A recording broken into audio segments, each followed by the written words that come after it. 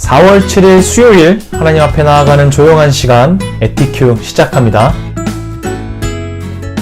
우리 함께 기도문을 읽으면서 말씀을 같이 한번 나눠볼까요? 하나님, 오늘도 하나님 말씀 앞에 나왔습니다. 이 시간 진실된 마음으로 말씀 앞에 서게 하시고 이 시간 하나님이 주시는 말씀대로 살아가게 해주세요. 예수님의 이름으로 기도드렸습니다. 아멘.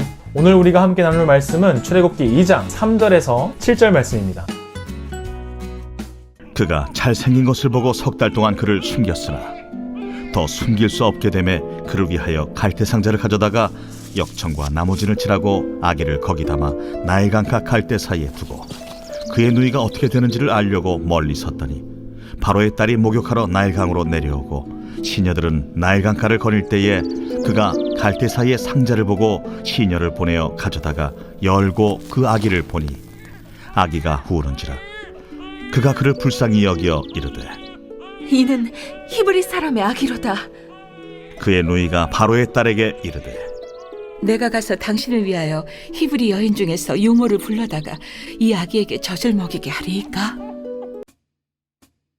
계속해서 이집트는 이스라엘 민족을 다스리기 위해서 그들이 생각하는 지혜를 따라서 이스라엘을 노예로 삼기 위한 계획을 펼치고 있었어요. 인구가 점점 많아져서 노예로 삼고 힘든 일을 시켜봤어요. 그래도 인구가 점점 더 많아졌어요. 남자아이는 죽이고 딸만 살려두라고 노예인 히브리 여인들에게 일을 시켰는데 히브리 엄마들이 도와주러 가기도 전에 아이를 낳는다고 죽이지 못한다고 말을 했어요. 또 실패한 거예요. 바로가 이스라엘 민족을 향한 계획들이 계속해서 실패하자 원하는 것을 이루지 못하게 되니까 점점 더 막장으로 나가기 시작해요. 처음에는 출산을 돕는 2명의 산파들에게만 일을 시켰는데 이제는 이집트의 모든 백성이 지켜야 할 법이 된 거예요. 지금 사회적 거리두기랑 5인 이상 모임 금지가 대한민국 안에서 법으로 지켜지고 있잖아요. 그런 것처럼 이집트 안에서는 이스라엘 민족 남자 아기가 보인다면 전부 다 나일강에 던져서 죽여야만 했어요. 그래서 그 당시에 많은 이스라엘 남자 아이들은 남자 아기로 태어났다는 이유만으로, 그리고 이스라엘 민족이라는 이유만으로 나일강에 던져서 죽었던 거예요. 그런데 한 아이가 태어납니다. 태어날 때부터 죽을 수밖에 없던 남자아이, 나일강에 던져질 운명이었던 아기는 3개월 동안 부모의 정성으로 숨어서 자랐는데 더 이상 숨길 수 없게 된 거예요. 결국 역청과 송진을 바른 상자에 아이를 넣고 아이를 나일강 물속에 자라있던 갈대 사이에 넣어두었어요. 그런데 마침 바로의 딸이 목욕을 하러 나오고 아이를 발견하고 원래 죽을 수밖에 없었던 운명의 아이는 물에서 건져내다 라는 의미를 가진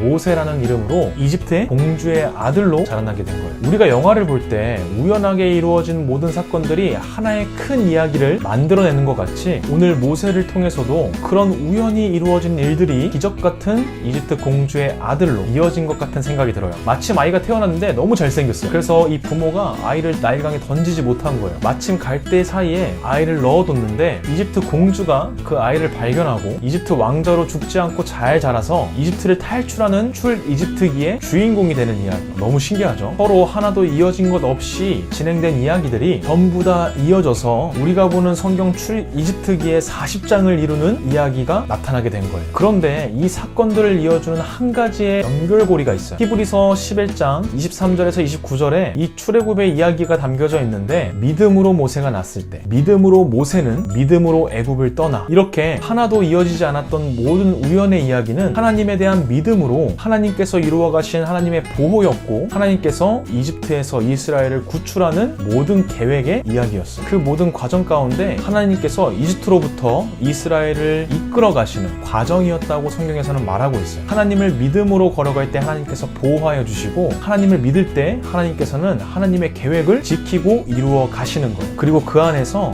행복과 기쁨을 우리 안에도 주세요. 우리 친구들의 삶 가운데 두렵고 힘든 일이 다가올 때가 있어요. 그럴 때 그렇지만 우리가 믿음으로 하나님 앞에 나아갈 때 하나님께서는 하나님의 약속 가운데 하나님의 계획 가운데 함께 걸어갈 수 있게 해주시고 그 안에서 우리 친구들을 지켜주시고 보호하여 주시는 거예요. 우리 초등부 친구들이 하나님을 믿음으로 하나님의 보호와 하나님의 계획하심 안에 살아갈 수 있기를 진심으로 기도합니다. 우리 그 마음 가지고 같이 기도하겠습니다. 하나님 정말 우리가 생각하지도 못하는 방법들로 그리고 하나님의 계획 가운데 우리를 안전하게 지켜주시고 보호하여 주심에 감사합니다. 우리 친구들이 믿음으로 하나님의 그 보호하심과 계획하심을 믿고 하나님의 자녀로 살아갈 수 있도록 주님께서 인도하여 주시고 지켜주세요. 예수님의 이름으로 기도드렸습니다. 아멘.